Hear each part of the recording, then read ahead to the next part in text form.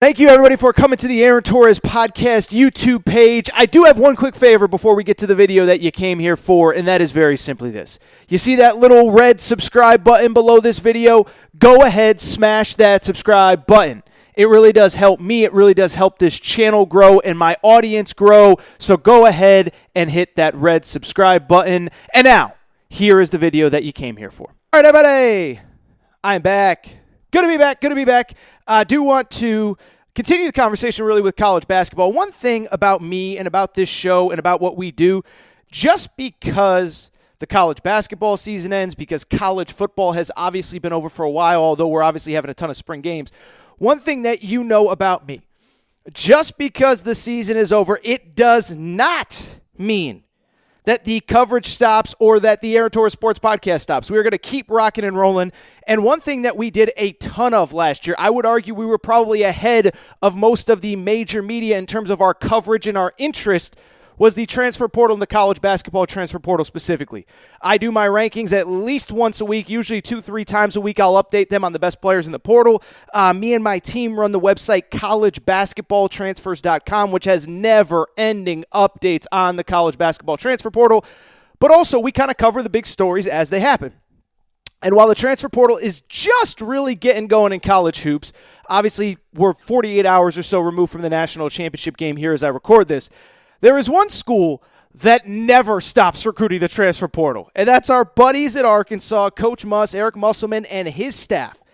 Late last week, they got a commitment from Missouri forward Trevon Brazile, first commitment from the portal for Arkansas.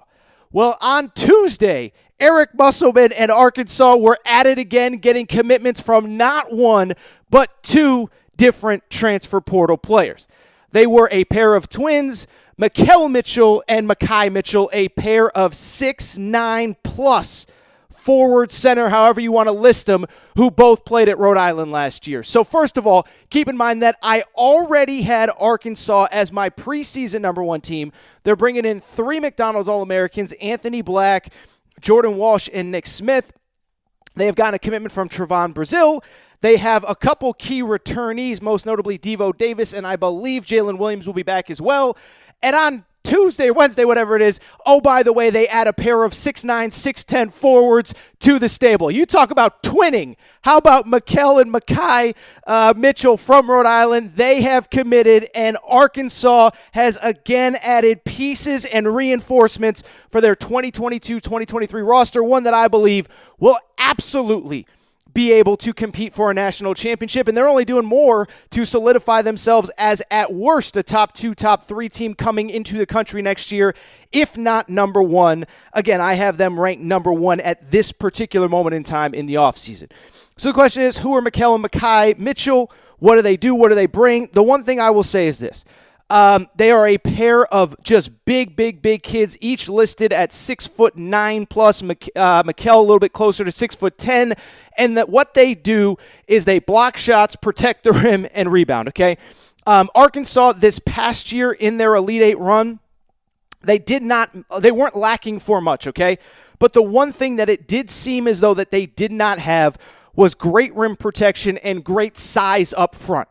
To their credit, it didn't really impact them until the Elite Eight, but then you see him against Duke. Mark Williams, 7-footer, obviously future. I think he could be a potential lottery pick this year. Mark Williams just wreaked havoc, and there was nothing that anybody did wrong. Nobody played bad. It was just a deficiency of this particular team. And the one thing I know about Coach Muss is I know for a fact that he has been stewing on that since the Duke loss, and I'm sure he has been looking for anything he can do to address that size deficiency, that athleticism deficiency, and that length deficiency down low, where basically it was Jalen Williams and nobody else in the paint. And so when I look at the commitment of the Mitchell twins, that is exactly what I see. 6'9", super athletic, 6'10", super athletic. Mikhail Mitchell averaged 2.4 blocks per game in the A-10, along with 11 points and 6 rebounds. Makai Mitchell, banger down low, 10.7 boards per game, and that is exactly what the doctor ordered. That is exactly what this team and this program needed. The one thing that on paper they did not have an answer for going into next year, all of a sudden, boom, they got their answer. And why I like these commitments so much is for this reason. One thing in general that I will say following Coach Musselman throughout his time as a college basketball coach, and really the last 2 or 3 years specifically since he's gotten to Arkansas, I have been so blown away by how well he is able to fix deficiencies through the transfer portal, but more importantly, he's able to see the forest through the trees, and he is able to see how all of the puzzle pieces fit before the rest of us can. I'll be honest, and I think I asked him about it in the preseason, when I had him on the show, or maybe it was during the season, I can't remember. But when he gets a commitment from Stanley Amude, Trey Wade, and Audice Toney, I don't know how all those pieces fit together going into the year. And then all of a sudden, by the end of the year, they are 3 key cogs, 3 starters on an Elite 8 team. Again, this is why Coach Musk gets paid the big bucks, and this is why he has the success that he has, because he can see things before the rest of us can. But the one thing I'll say is, I don't think there's that much that the rest of us can't see. The thing that I love about these commitments is, like I just said a minute ago, they fill the void of what is missing on this roster, okay? Arkansas, as I just said a minute ago, they are bringing in 3 McDonald's All-Americans.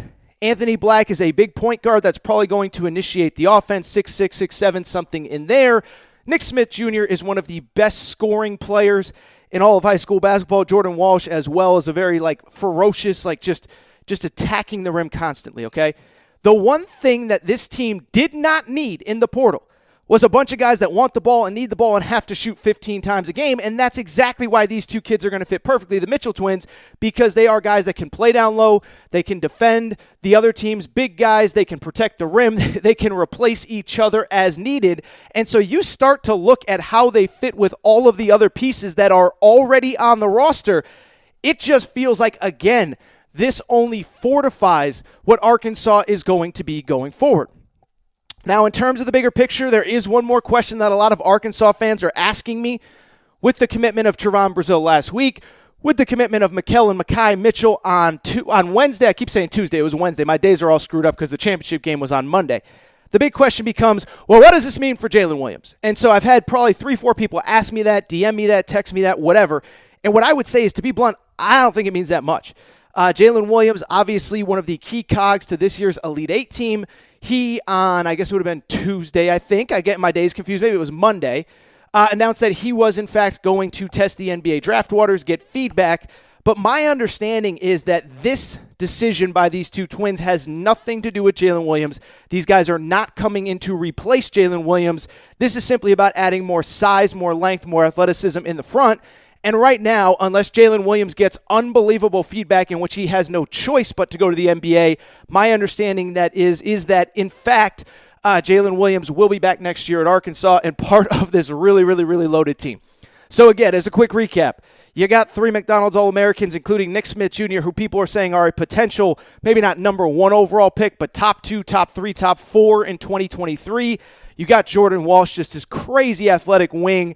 And, of course, you have Anthony Black, the crazy athletic big guard.